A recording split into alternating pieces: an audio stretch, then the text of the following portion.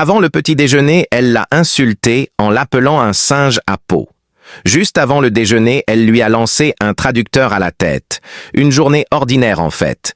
La description du sergent Cole Rayner par la princesse Sa comme humain était le plus royal et méprisant de tous les insultes qu'il avait jamais entendus.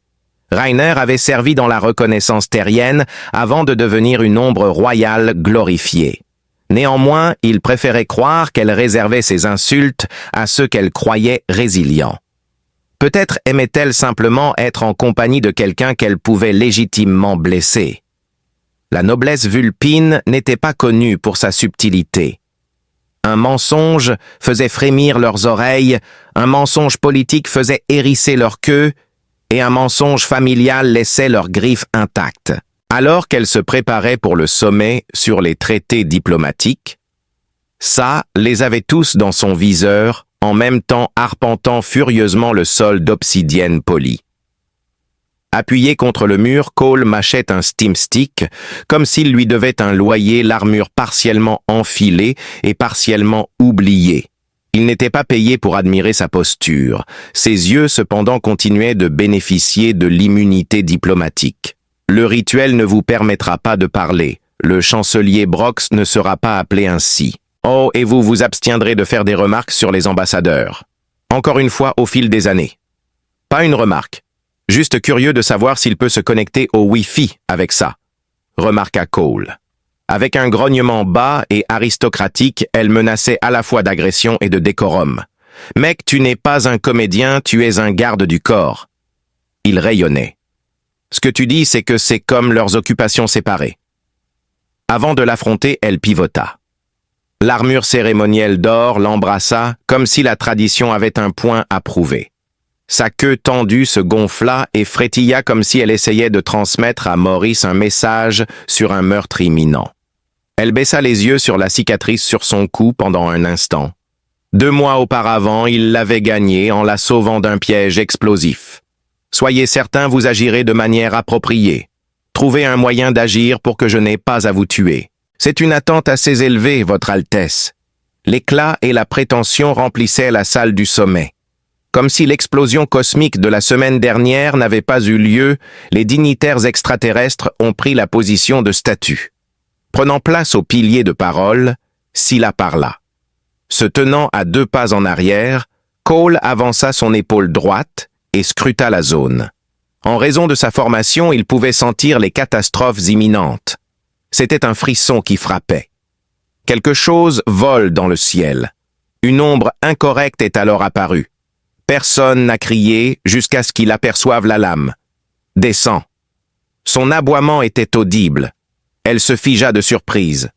Le tueur a plongé. Cole a intercepté la passe. Le couteau a coupé profondément.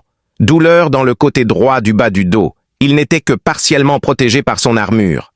En percutant l'agresseur, son corps se contorsionna, les envoyant rouler sur le sol lisse.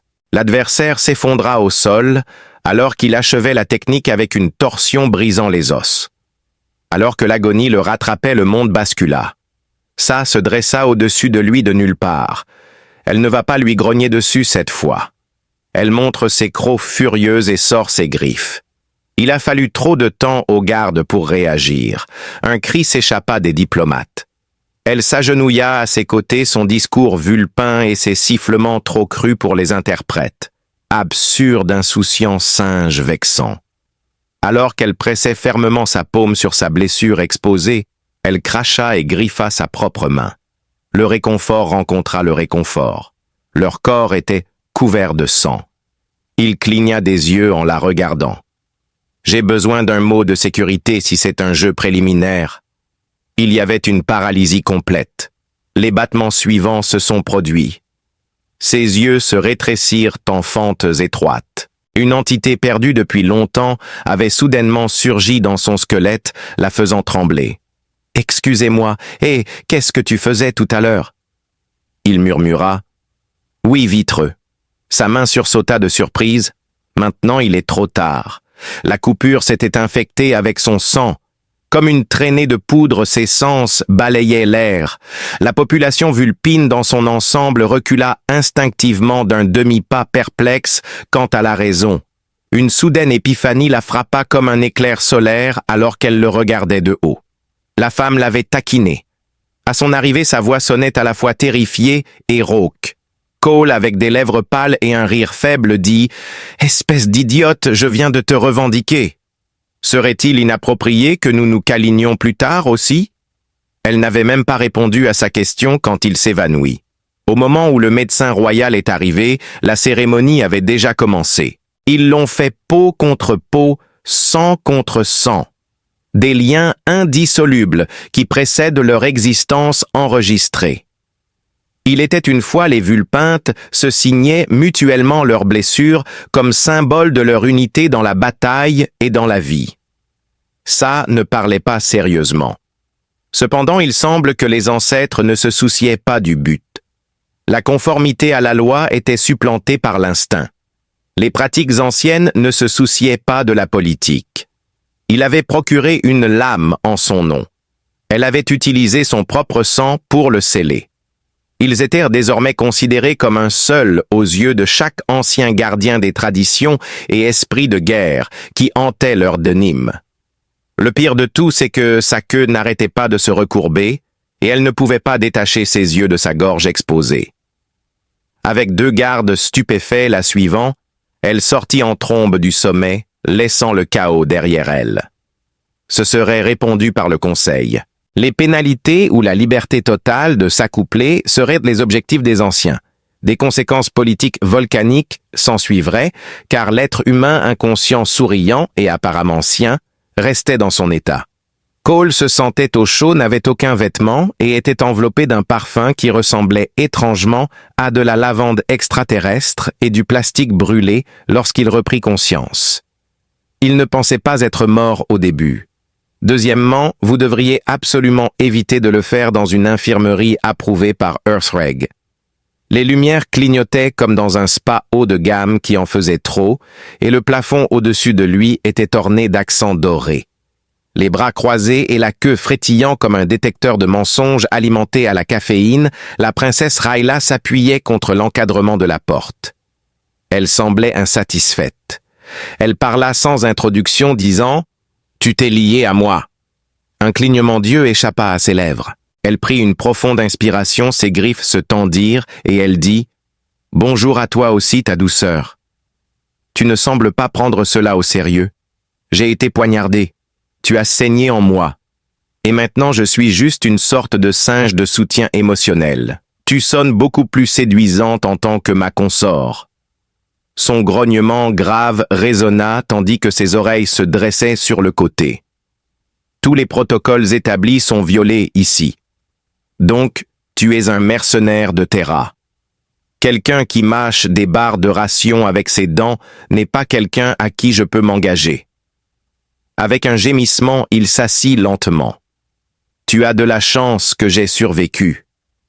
Votre réputation politique en aurait pris un coup à cause de ça. Il aurait été plus facile de mourir. Finalement, elle perdit son sang-froid. Non, je dois maintenant informer le Conseil de la raison pour laquelle mon parfum est associé à un individu dont l'arôme est une combinaison de graisse de machine et de sarcasme. Il lui fit un sourire qui aurait pu être interdit dans 7 pays. Es-tu capable de détecter mon arôme? Les yeux se plissèrent dans sa tête. Non, ce n'est pas mon intention. Il se rapprocha. À ce moment précis. Malgré son dévouement de toute une vie à perfectionner le protocole royal et à revêtir des tenues de danse élaborées, elle se retrouva complètement déconcertée en conflit et totalement hors de contrôle de la situation, ce qui la fit laisser échapper un sifflement frustré. Les liens avec les reines n'étaient pas seulement, ils étaient chimiques, physiques et spirituels. Elle ressentit une forte poussée d'intuition. Elle surveillait obsessionnellement ses signes vitaux, veillait sur sa chambre et fantasmait sur l'annonce publique de son inviolabilité ou, pire encore, sa revendication de lui devant le Conseil. Les gens n'étaient évidemment pas aveugles, mais il a noté qu'ils étaient denses. « Tu es vraiment prêt ?» observa-t-il un matin torse nu une fois de plus sans but. « Tu essaies de me tuer par la proximité. » Elle détourna le regard. « Ma tension artérielle est basse. Comme c'est ennuyeux. » Il appuya son poids sur son épaule. Un feu vous engloutit. C'est ennuyeux. Je devrais t'arracher la langue. Mon cœur est déjà avec toi. Autant l'avaler tout rond. Avec des yeux un peu plus profonds et une queue frémissante, elle le regarda intensément. Les pratiques de cour de votre tribu sont particulières. Un premier rendez-vous est quelque chose que vous préféreriez ne pas connaître. Quand le conseil l'a convoqué pour le jugement, tout a commencé à mal tourner. Le droit de séparation. Une dénonciation publique de l'autre, comme indigne devant des témoins, était un rituel humiliant et rejetant le corps qu'ils insistaient pour qu'elle subisse afin de nier publiquement le lien. Cole se tenait juste derrière elle, en armure de cérémonie, les lèvres pincées et le sourire flou. Elle jeta un coup d'œil au poignard cérémoniel qu'il lui avait donné avant de tourner son regard vers lui. Selon le grand prêtre, prononce les phrases. Récupère le fichier. Elle entr'ouvrit les lèvres pour parler, il n'y avait aucune décharge. Elle serra la lame dans son poing fermé. Ses ongles lui faisaient mal. Son instinct lui disait de le faire. Le droit de refuser était nécessaire. Protection refusée. Intimité refusée.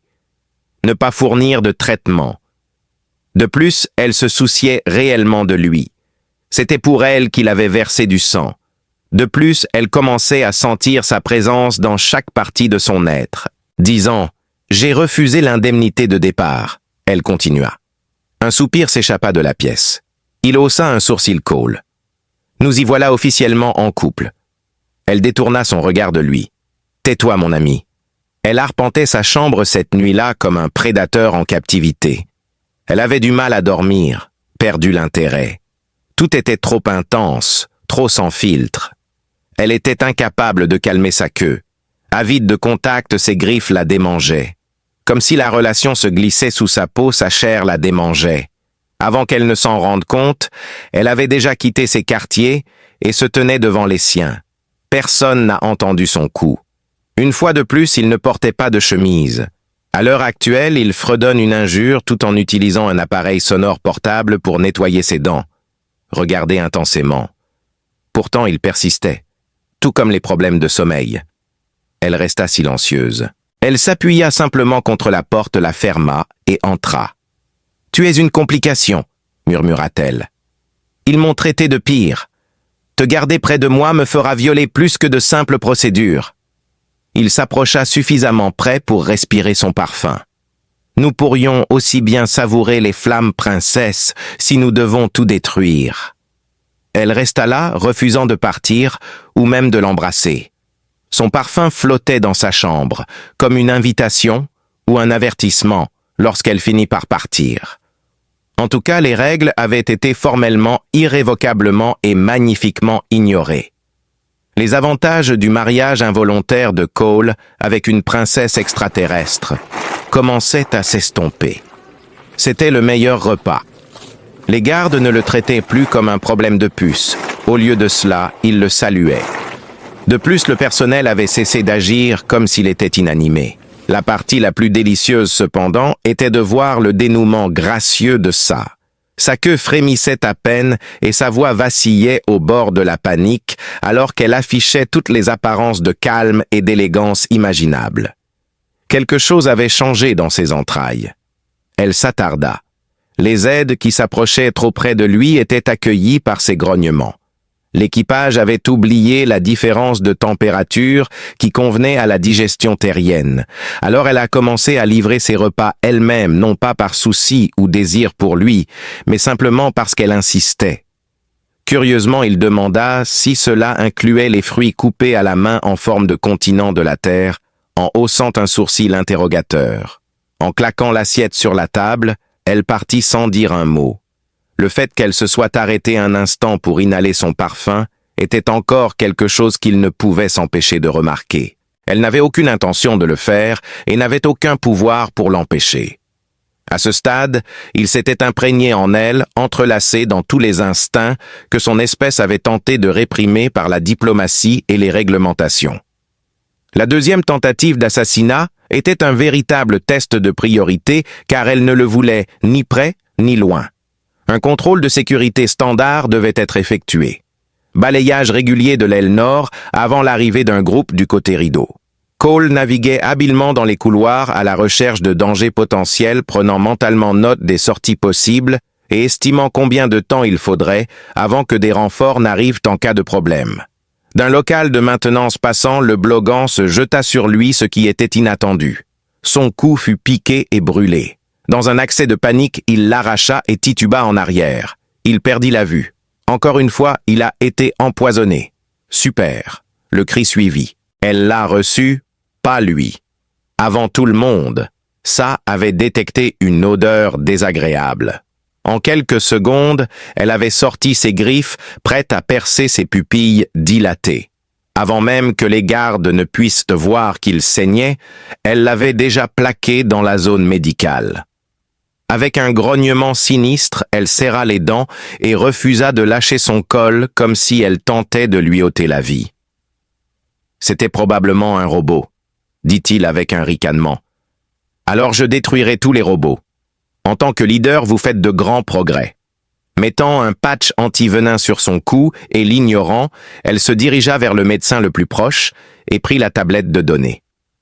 Elle n'attendait plus les rapports. Son système immunitaire était en sur-régime. Une fois de plus, il s'en est sorti, mais avec un voile. De plus, elle était recroquevillée à ses pieds comme un chien de garde griffu quand il s'est réveillé. « Tu vas te couvrir les yeux et me regarder », murmura-t-il. Elle a attrapé ta queue sur sa cuisse, mais elle ne l'a pas nié. Cole a retracé la tentative d'empoisonnement de cette nuit-là jusqu'à un officier de logistique dont l'allégeance avait été achetée par une maison aristocratique concurrente. Cole a vu les données et a ri. Il pensait que se débarrasser de moi t'affaiblirait. Scylla ne rit pas. Ses yeux brûlaient. Ils ont touché à ce qui était à moi. Le motif n'était pas politique, il était personnel. Il voulait que le lien soit rompu. Craindre ce que cela signifiait pour l'autorité de la princesse.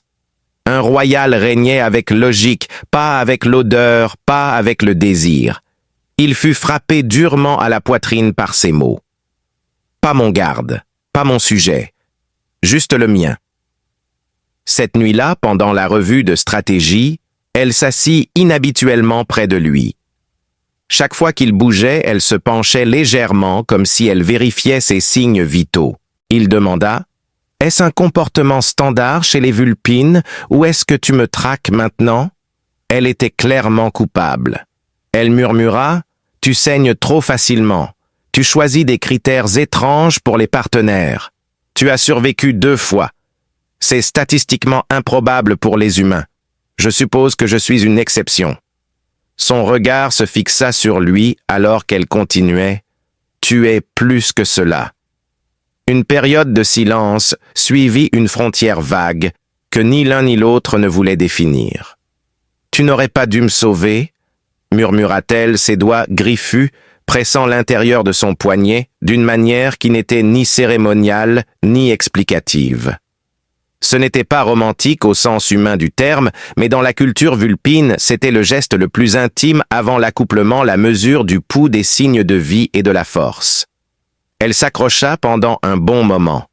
Il résista doucement, lui disant de ne pas trop s'inquiéter. Son expression était un mélange d'affection et d'instinct, et elle aboyait des menaces de le blesser à nouveau. C'était un bon signe. Je ne voudrais pas que tout ce flirt soit vain. Ses oreilles frémissaient, signalant que ce n'était pas du flirt, mais plutôt une pause peut-être pour jouer. Alors qu'elle se levait, sa queue le frappa au visage et elle dit « Guéris plus vite. Tu n'es pas encore inutile. » Cole se pencha en arrière, se couvrit les yeux et murmura « Ça valait vraiment le coup de se faire poignarder. » Le lien se renforçait, ne s'affaiblissait pas, et il était prêt à affronter ce qui allait suivre tant que ses griffes restaient hors de son visage. Cole était inconscient des progrès de l'assassin. La 3e tentative d'assassinat le visait lui au lieu de la princesse. La première erreur fut de penser qu'elle ne remarquerait rien. La seconde fut de supposer qu'elle ne remarquerait rien quand l'assassin serait à mi-chemin du couloir avant qu'il ne se jette sur eux comme un tigre enveloppé de soie. Les gardes sont arrivés trop tard. Le sol était déjà peint et l'assassin était une masse tordue. Elle se tenait au-dessus d'eux, sa respiration irrégulière et ses griffes couvertes de sang fixant Cole comme si elle venait de réaliser quelque chose de terrible. Cole se releva lentement, soignant son épaule meurtrie après avoir été poussé de côté. « Je commence à croire que tu m'aimes bien. Ça ne dit rien. » Au lieu de cela, elle se rapprocha pressant son front contre ses griffes, qui reposaient légèrement sur sa poitrine, couvrant la cicatrice. Le sang d'une princesse versé pour un mâle humain était sans précédent, et la nouvelle se répandit rapidement à travers le pays, alors que le conseil arrivait quelques instants plus tard, trop tard pour être d'une quelconque utilité, mais juste à temps pour observer ce qui ne pouvait être décrit que comme un contact hautement non diplomatique. Les chuchotements ont commencé dès que le sang a cessé de couler, et au matin, l'histoire s'était répandue par tous les canaux.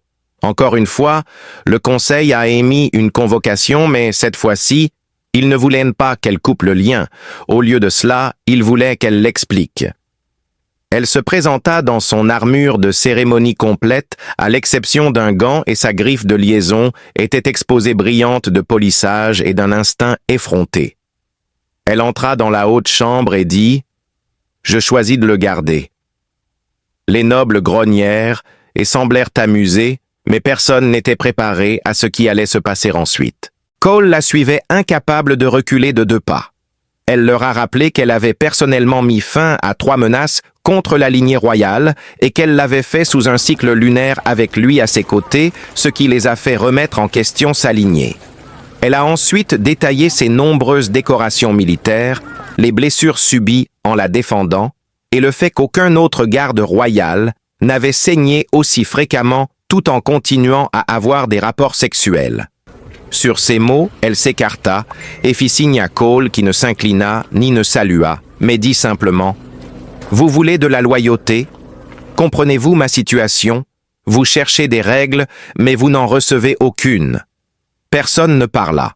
Après cela, le haut conseiller Riebeck s'avança et s'éclaircit la gorge, choquant tout le monde. Heureusement, il est direct. Bien qu'il n'ait pas donné leur approbation, le Conseil n'a pas non plus rejeté le lien. Partenaire de combat était la nouvelle classification créée par un amendement d'urgence. Ce n'était ni un compagnon, ni un garde, mais plutôt quelque chose entre les deux, assez politique pour être toléré, assez intime pour être exclusif. Un silence confus s'abattit sur la pièce.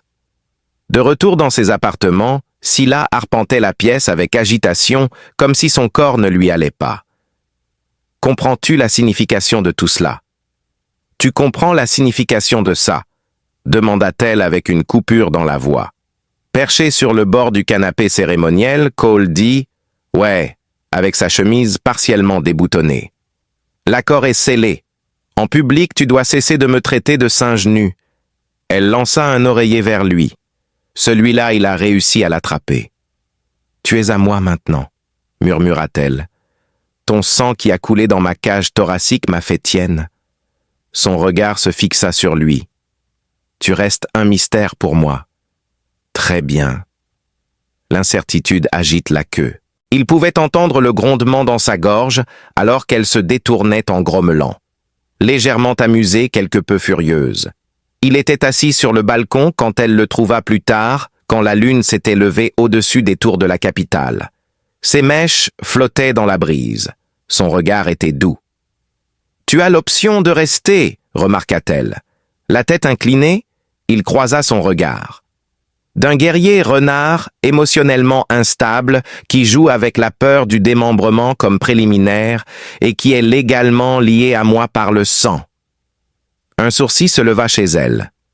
Absolument pas. De près, elle s'approcha. Le silence l'engloutit. Cette connexion est naturelle. Personne ne s'attendait à ce qu'elle se produise. « Ouais », remarqua-t-il en tendant la main pour enlever un cheveu égaré de son visage. « Je ne pense pas. » Elle posa ses griffes sur sa poitrine, le revendiquant sans le griffer. Sa queue s'enroula autour de sa taille d'une manière rappelant une phrase mal ponctuée. Son sourire s'élargit alors qu'elle murmurait « Tu me rends plus faible. » Elle se pencha plus près mais s'abstint de l'embrasser disant « ou plus forte. » « Je n'aime toujours pas ta bouche, j'aime les tiens. » Ils se regardèrent, respirant à l'unisson. Il le dit comme un vœu, romance. Si tu saignes encore pour moi, je te tuerai personnellement. Pour elle, c'était un test de son courage. Rien de spécial ne s'est passé cette nuit-là. Aucun noble n'osa demander à qui appartenait, qui, lorsqu'elle entra dans la salle de bataille, ce matin-là avec lui à ses côtés et son parfum indéniablement imprégné sur sa peau. Ils avaient élaboré leur propre ensemble de directives, par le biais du sang des griffes et des indices subtils qui feraient rougir n'importe quel traducteur du palais pendant des jours à venir.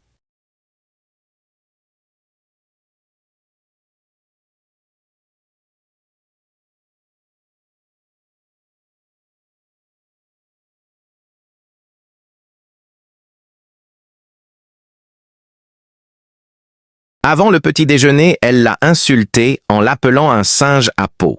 Juste avant le déjeuner, elle lui a lancé un traducteur à la tête. Une journée ordinaire en fait.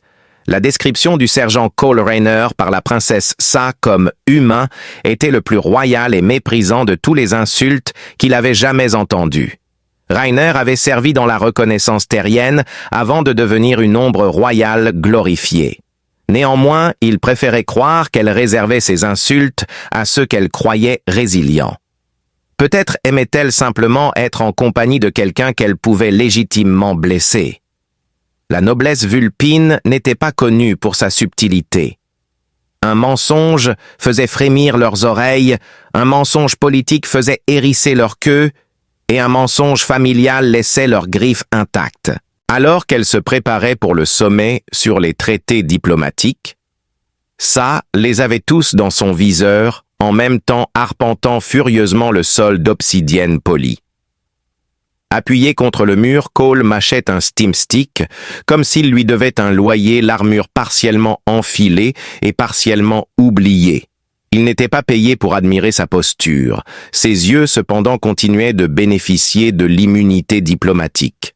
Le rituel ne vous permettra pas de parler. Le chancelier Brox ne sera pas appelé ainsi. Oh, et vous vous abstiendrez de faire des remarques sur les ambassadeurs. Encore une fois, au fil des années. Pas une remarque. Juste curieux de savoir s'il peut se connecter au Wi-Fi avec ça, remarqua Cole. Avec un grognement bas et aristocratique, elle menaçait à la fois d'agression et de décorum. « Mec, tu n'es pas un comédien, tu es un garde du corps. » Il rayonnait. « Ce que tu dis, c'est que c'est comme leurs occupations séparées. » Avant de l'affronter, elle pivota. L'armure cérémonielle d'or l'embrassa comme si la tradition avait un point à prouver. Sa queue tendue se gonfla et frétilla comme si elle essayait de transmettre à Maurice un message sur un meurtre imminent. Elle baissa les yeux sur la cicatrice sur son cou pendant un instant. 2 mois auparavant, il l'avait gagnée en la sauvant d'un piège explosif. Soyez certain, vous agirez de manière appropriée. Trouvez un moyen d'agir pour que je n'ai pas à vous tuer. C'est une attente assez élevée, Votre Altesse. L'éclat et la prétention remplissaient la salle du sommet. Comme si l'explosion cosmique de la semaine dernière n'avait pas eu lieu, les dignitaires extraterrestres ont pris la position de statue. Prenant place au pilier de parole, Scylla parla. Se tenant à 2 pas en arrière, Cole avança son épaule droite et scruta la zone. En raison de sa formation, il pouvait sentir les catastrophes imminentes. C'était un frisson qui frappait. Quelque chose vole dans le ciel. Une ombre incorrecte est alors apparue. Personne n'a crié jusqu'à ce qu'il aperçoive la lame. Descend. Son aboiement était audible. Elle se figea de surprise. Le tueur a plongé. Cole a intercepté la passe. Le couteau a coupé profondément.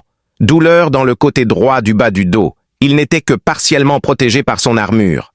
En percutant l'agresseur, son corps se contorsionna, les envoyant rouler sur le sol lisse. L'adversaire s'effondra au sol, alors qu'il achevait la technique avec une torsion brisant les os. Alors que l'agonie le rattrapait, le monde bascula. Sa se dressa au-dessus de lui de nulle part.